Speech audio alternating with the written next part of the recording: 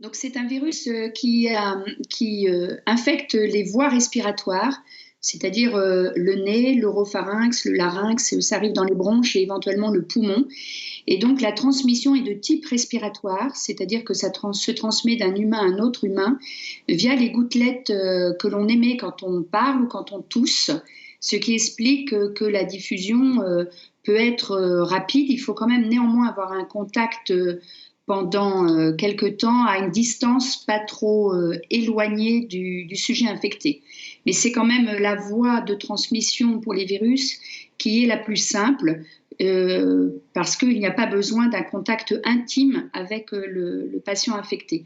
C'est la raison pour laquelle les courbes sont exponentielles et qu'il faut agir vite pour essayer de limiter la diffusion du virus. Est-ce qu'on peut espérer un traitement rapide, voire un vaccin ?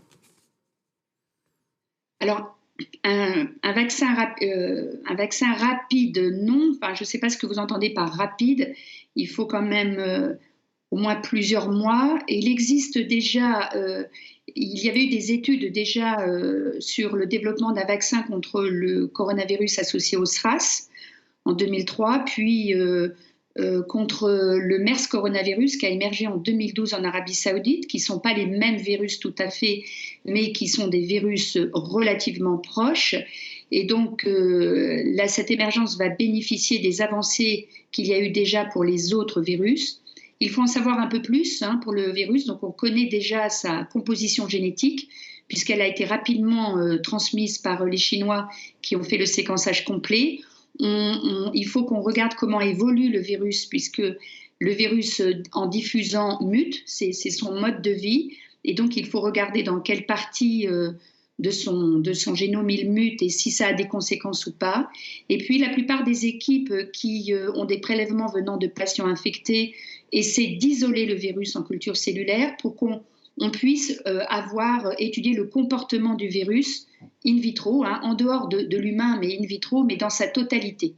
Et donc, les éléments vont petit à petit se compléter et il va pouvoir donc être élaboré des plans, des essais cliniques, on va dire au début du développement, déjà en expérimentation in vitro puis chez l'animal. En tout cas, on a ce chiffre du taux de mortalité qui approche pour l'instant les 3%. Ça veut dire qu'on a plus de risques de mourir de la grippe saisonnière en France que de ce coronavirus qui vient de Chine ?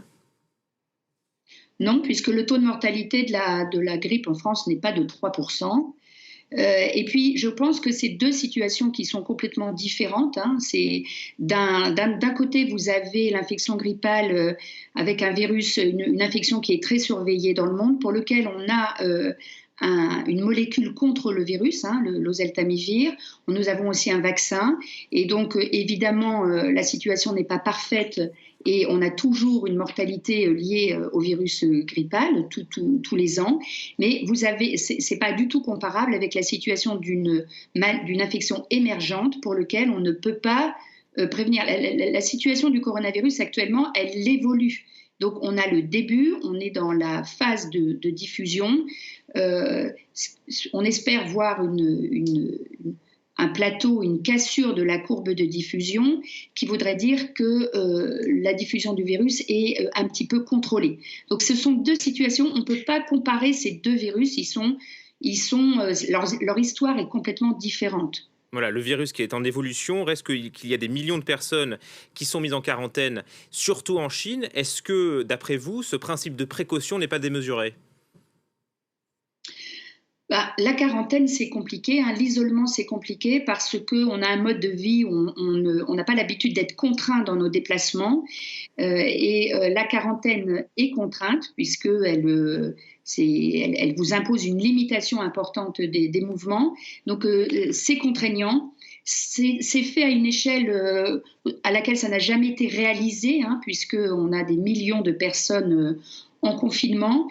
Donc, est-ce que ça va être suffisant ? On ne sait pas. En tout cas, c'est un des moyens, probablement pas parfait parce que c'est compliqué à faire sur une grande échelle, mais c'est un moyen de diminuer la diffusion du virus. Et il faut bien voir que ce serait bien de casser la courbe, que ce virus arrête de se transmettre d'humain à humain. Donc c'est pas parfait, c'est très contraignant. On n'a pas l'habitude de cette privation de liberté. Après, ça n'a pas beaucoup d'effets secondaires, hein, puisque c'est juste très contraignant. Et maintenir ce confinement sur des millions de personnes pendant longtemps, bah, voilà, on ne sait pas si ça va être possible, dans la mesure où ça n'a jamais été réalisé.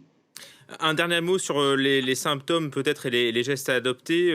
Qu'est-ce qui doit nous alerter si notre état de santé change? Bah, c'est ça qui est difficile dans ce type d'infection, c'est que les premiers signes cliniques sont très banaux, hein, surtout en cette période d'épidémie des virus respiratoires et notamment de la circulation de la grippe. Il y a la fièvre et puis des signes respiratoires. Bon, après, il y a surtout qu'est-ce que vous avez fait dans les 15 jours qui précèdent. Et